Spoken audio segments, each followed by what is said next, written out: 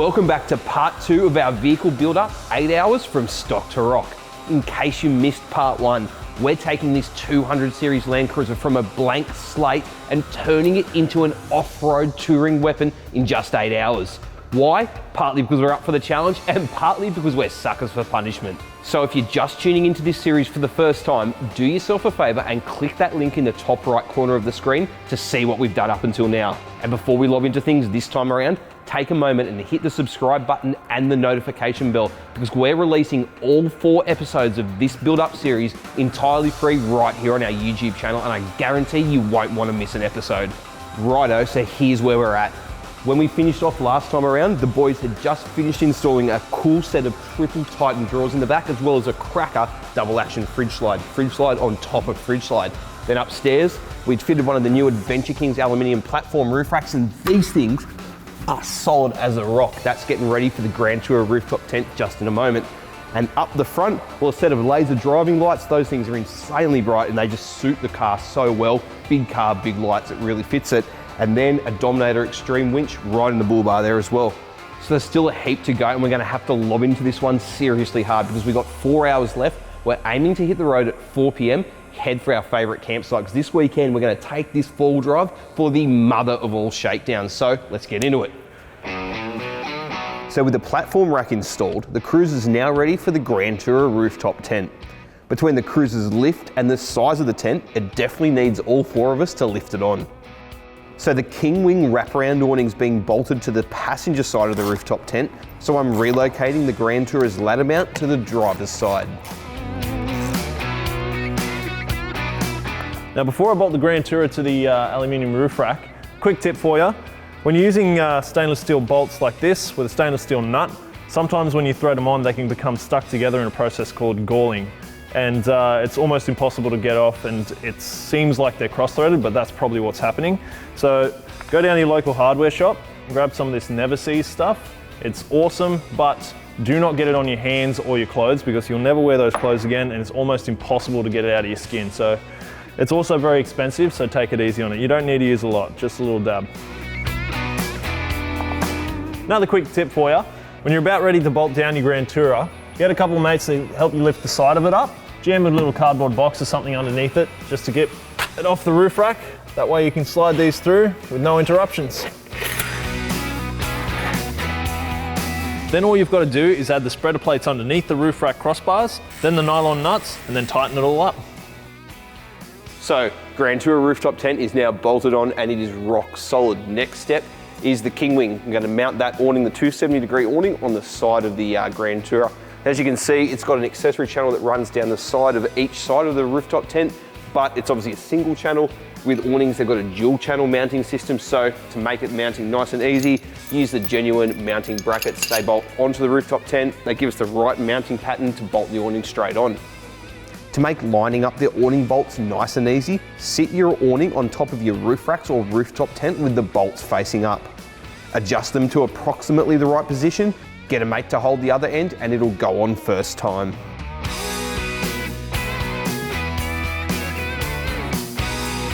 With the Grand Tourer and the King Wing bolted on, that's the accommodation sorted. Now onto the full 12-volt fit out to complete the picture. The first step to any good 12-volt system, of course, in the rear of your vehicle is to run some heavy-duty power cables right from the front all the way to the back. We've just run this from under the bonnet. We've chucked a circuit breaker on the starter battery, run it under the carpet. We're going to fit it under these drawers, make it a bit more tidy in a second. Then we're going to run a second circuit breaker, which we're going to hide underneath this wing, connect that up to the third battery here. There's a circuit breaker under the bonnet, but you need one at this end as well to properly protect the circuit. Cool. So I'm just going to test fit that there. All right, that's perfect. All right, it's going to work well. The wing will go back on here and then the fridge will be here, so it'll be protected, but that'll work well, won't it? We're fitting a 115 amp hour AGM battery in the back under the drawer side wing. It's completely sealed, so it's safe to run inside the 200. It has heaps of capacity to run all this 12-volt gear while we're camping.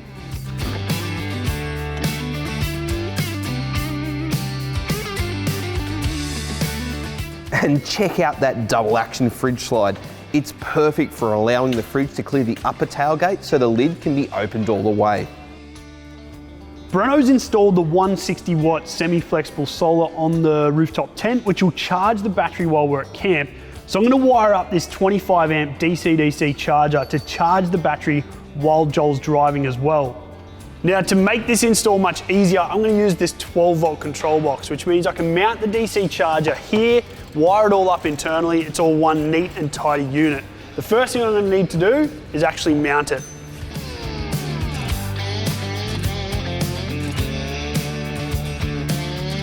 You could just use a couple of metal screws to screw into the lid here. However, I'm going to drill a couple of holes and actually use these little riv nuts, which makes it really easy then to remove the DC charger if I ever have to, and it keeps it really neat and tidy. Wiring up your DC-DC charger is super easy because you've got a positive terminal for the starter battery and your auxiliary battery, plus you've got a negative terminal and a bus bar. Everything's pretty much pre-wired. It even has a little cable joint that you can disconnect and actually wire your solar input into, which means you can plug solar into this Anderson plug. It'll go through your DC charger and charge your second battery. Now that is pretty much done. I'm just loosely doing these outside bolts up because we still need to get back into this 12 volt control box in order to run our power in from the starter battery and then our power out to the auxiliary battery. Let's go give it a go. I'm also using one of these pre-wired switches on the control box to run the camp lights. We're going to install those somewhere underneath the roof rack so that once the awning's out, you're lit up. After a fair bit of trial fitting, we've decided to mount the control box on the rear of the third drawer. It's nice and protected behind the second row seats, but it's easily accessible from the side of the 200 as well. So now that we've got the rooftop tent on and we've got the solar panel on that I put on when I was down on the ground, I'm now going to wire it all up. Now these solar panels are cracking bits of gear. That's 160 watts there. And that cool thing about that solar panel is it's a semi-flexible panel. It keeps the weight down, makes it nice and low profile, so it's perfect for the top of the rooftop tent. So I've just extended the wiring, and what I'm going to do is, because it's on the Grand Tourer, this Grand Tourer rooftop tent, it pivots at the front along these hinges here. So what I'm going to do is I'm going to run this cabling all the way to the back. It's going to run between the rooftop tent and the roof rack and be tied in there nice and neat. It's pretty well protected, but I'm just putting some corrugated tube on it anyway, just because it always neatens the job up, and a little bit of extra protection is never a bad thing. It's going to run into the back of the car. We'll figure out exactly where in a moment. We've got the DC charger and the 12 volt control box in the back of the car. That DC charger has its own solar regulator. So the good thing is, it doesn't really matter too much about this long length of cable run from the solar panel. Even if that gets a little bit of voltage drop, it's all right because the solar regulator is all the way at the back, right near to the battery. So another good little tip is about every 6 or 8 inches along the corrugated tubing, just put a wrap of electrical tape. That way the cabling can't escape the corrugated tubing. But if you do need to access it for fault finding or upgrades or anything like that, all you've got to do is just run a knife along each little bit of tape and then you've got access to it.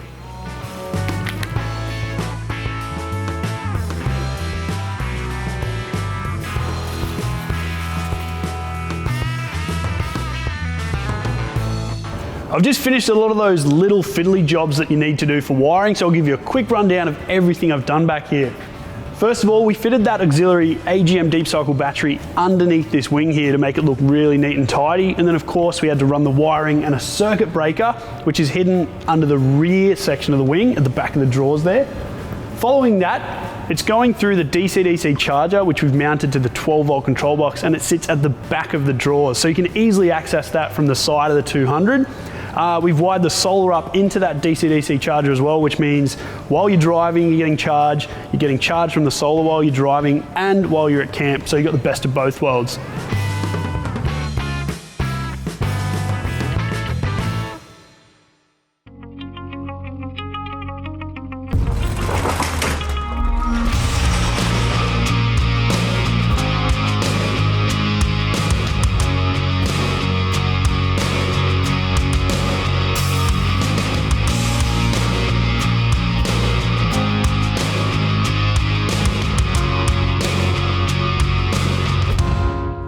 Well, you know what they say about the best laid plans, or is that biting off more than you can chew? Look, we definitely blew that time frame. As you can see, it is well past dark. That campsite is still a couple of hours up the road, but I've got a bit of an idea. Hey, gents, you got a second? Got a bit of an idea. So it's obviously pretty late, we've blown that time frame. What about, instead of heading up bush tonight, I mean, Joel, you've already got the rooftop tent open. We've got a couple of swags here. I'm knackered, so Well, I'm quite happy. I know I've definitely got some cold beers over there. How about we roll the swags out here for the night and we just head bush in the morning? Yeah, sounds good. Rightio. First thing in the morning, we'll hit the road. Yeah, sounds good. Here's a couple of camp chairs, boys. Well, I guess that wraps up episode 2 of 8 hours from stock to rock. So we blew that 8-hour time frame, but we did get the car finished just a bit too late to head to camp. Look, do yourself a favor, hit that subscribe button and the notification bell, because you will not want to miss episode 3 where we take the big cruiser out and put it through its paces. I can't wait to see this thing in action. It is going to eat up the tracks and it's going to look mint at the campsite too. I'll catch you there. Well, boys, cheers to that. Stay tuned for episode 3 as we take the big 200 out onto some tough four-wheel drive tracks and to one of our all-time favourite campsites. This thing's come together so well and the shakedown is going to be epic.